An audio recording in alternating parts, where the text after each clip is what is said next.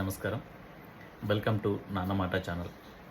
మనం corporate social responsibility మనం ఎక్కువ శాతము మనం చూస్తూనే ఉంటాం. అంటే కార్పొరేట్ సోషల్ రెస్పాన్సిబిలిటీలో ఏమంటే ఒక కంపెనీ ఉత్పత్తి చేసి ఆ ఉత్పత్తి చేసిన దానిపైన వచ్చిన లాభాలని మరి సమాజానికి పంచడమే కార్పొరేట్ సోషల్ రెస్పాన్సిబిలిటీ. అంటే సంస్థకి వచ్చిన లాభంలో కొంత దానిని మరి తిరిగి సమాజం కోసం ఖర్చు పెడుతున్నారు. అయితే మనం మనుషులం ఉండేది ఎక్కడ? సమాజంలో. మరి ఈ సమాజానికి ఉపయోగపడేటువంటి మన వంతుగా ఏమైనా చేస్తున్నామా? అసలు మనకి సోషల్ అవేర్నెస్ ఉందా? ఎందుకంటే ఒక బైక్ స్టార్ట్ చేయాలి అంటే హెల్మెట్ వాడుతున్నామా? బైక్ తీస్తున్నామంటే హెల్మెట్ ఉండాలి, తీసుకుంటున్నామా?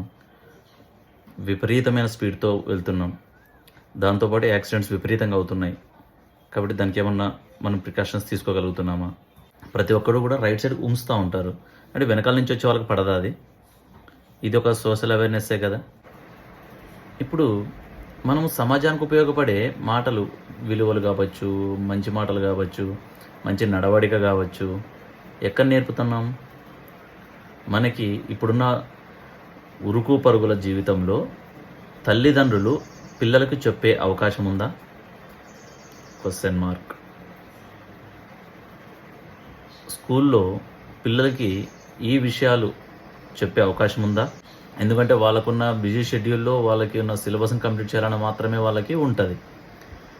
మరి ఈ విషయాల్ని పిల్లలకి ఎవరు నేర్పుతారు? స్కూల్లా నేర్పవు, ఇంట్లో తల్లిదండ్రుల టైం లేదు, సినిమాలా ఏం చెప్పవు.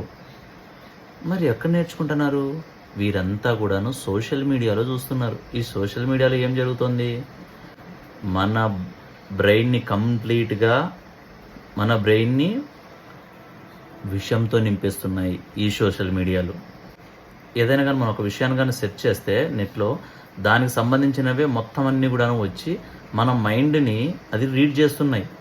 మనకున్న మైండ్ని ఎవరికి తెలుసు అంటే ఒక సోషల్ మీడియాకి, ఒక నెట్కి మాత్రమే మన మైండ్ అనేది తెలుస్తుంది. సో మరి దీన్ని చెప్పాల్సిన బాధ్యత ఎవరిది? సమాజానిదే కదా. ఈ మధ్య జరిగిన ఇన్సిడెంట్, ఒక యూట్యూబ్ ఛానల్ ఒక వెధవ తండ్రికి కూతురికి గల సంబంధాన్ని ఎంత నీచంగా వక్రీకరించాడో మనము చూసాం. నంద్యాలలోని ముచ్చుమరిలో ఎల్లాల గ్రామంలో 8 ఏళ్ళ అమ్మాయిని 12 ఏళ్ళ అబ్బాయిలు, 13 ఏళ్ళ అబ్బాయిలు కలిసి రేప్ చేసి చంపేశారు. ఇది వినడానికి ఎంత జుగుప్సాకరంగా ఉంది. అసలు ఇటువంటి ఆలోచనలు పిల్లలకి ఎలా వస్తున్నాయి? ఎలా అంటే ఈ పిల్లలకి సరైన బోధించే విధానాలు అనేది తెలియక, విలువలు అనేది లేక, ఈ పార్ట్ కూడా ఒకటి కారణం అనేది కావచ్చు. కాబట్టి వీటిపైన సమాజానికి ఉపయోగపడాలి. కార్పొరేట్ సోషల్ రెస్పాన్సిబిలిటీ ఎలాగైతే ఉందో సిటిజన్ సోషల్ రెస్పాన్సిబిలిటీ కావాలి. సిటిజన్ సోషల్ రెస్పాన్సిబిలిటీ, మనం ఈ సమాజంలో బతుకుతున్నాం కదా, ఈ సమాజం నుంచి మనం తీసుకుంటున్నాం కదా, మనము సమాజానికి ఏం చేస్తున్నాం? సోషల్ అవేర్నెస్ అనేది చాలా ఇంపార్టెంట్. ఈ సోషల్ అవేర్నెస్ని ఇంప్రూవ్ చేయడమే మన సిటిజన్ సోషల్ రెస్పాన్సిబిలిటీ యొక్క ముఖ్య ఉద్దేశం. కాబట్టి మీరు కూడా టైం తీసుకొని వారంలో 1 గంట టైం కేటాయించండి. ఆ గంట సమయంలో ఏదో ఒక కార్యక్రమం, ఒక అవగాహన, కేవలం అవగాహన మాత్రమే. నువ్వేం దాన్ని ₹1 డబ్బులు ఇన్వెస్ట్ చేయాల్సిన అవసరం లేదు. కేవలం అవగాహన కార్యక్రమాలు చేయడం కోసమే CSR యాక్టివిటీ చేయండి. ఇది సిటిజన్ సోషల్ రెస్పాన్సిబిలిటీ. ప్రతి ఒక్కరూ కూడా మీకున్న టైంని 1 గంట సేపు కానీ సమాజం కోసం కేటాయించండి. సమాజం కోసం కేటాయించి దానిలో మీరు భాగస్వాములు అవ్వండి. సిటిజన్ సోషల్ రెస్పాన్సిబిలిటీకి మీరందరూ కూడాను మీ వంతు సహకారం అందించండి. దీనిని ముందుకు తీసుకెళ్దాము.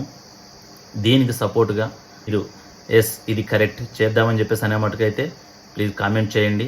మీతో పాటు చేయి కలుపుదాం. ఈ అవగాహనని మనం విస్తృతంగా తీసుకెళ్దాం. మనం డబ్బులు ఖర్చు పెట్టాల్సిన అవసరం లేదు కదా, మీరు మీ ఉద్యోగాలను వదిలిపెట్టి చేయాల్సిన అవసరం లేదు కదా. మీకున్న టైంలో 1 గంట సేపు కేటాయించండి. మనమంతా కూడా చేయి కలుపుదాం. మనము మన సమాజానికి ఎంతో కొంత మనము ఇద్దాం. Citizen social responsibility. ఈ సిటిజన్ సోషల్ రెస్పాన్సిబిలిటీ మూమెంట్లో ప్రతి ఒక్కరు కూడా భాగస్వాములు కావాలని మీ అందరికీ కూడాను కోరుతున్నాను. Thank you one and all.